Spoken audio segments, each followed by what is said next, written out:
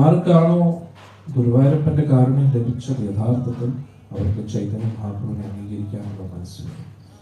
കലിയുഗത്തിൽ നമ്മളെ ഉദ്ധരിക്കാൻ വേണ്ടി ഭഗവാൻ വന്നിരിക്കുന്നത് ചൈതന്യ മഹാപ്രഭുവാണ്.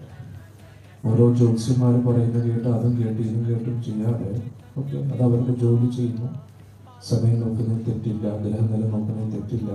പക്ഷെ പരിഹാരം ഒന്നേ ഉള്ളൂ, ഒരേ ഒരു പരിഹാരമേ ഉള്ളൂ, ഹരേ കൃഷ്ണ. അത് ജപിക്കാതെ ഒരുത്തരും ഒരു രക്ഷയില്ല. നിങ്ങൾ നേരിട്ട് കൊണ്ടിരിക്കുന്ന കലിയുഗത്തിലെ പ്രശ്നങ്ങൾക്ക് പരിഹാരം ഒരേ ഒരു കാര്യമേ ഉള്ളൂ. എന്താ? യുഗധർമ്മം ഹരിനാമമാണ്. ഭഗവാന്റെ നാമമല്ലാതെ ഒരു കാര്യം ഈ ലോകത്തിൽ വർക്ക് ചെയ്യത്തില്ല. ഹോമങ്ങൾ വർക്ക് ചെയ്യത്തില്ല, വഴിപാടുകൾ വർക്ക് ചെയ്യത്തില്ല, പൂജാതി കർമ്മങ്ങൾ വർക്ക് ചെയ്യത്തില്ല, ഒന്നും വർക്ക് ചെയ്യത്തില്ല.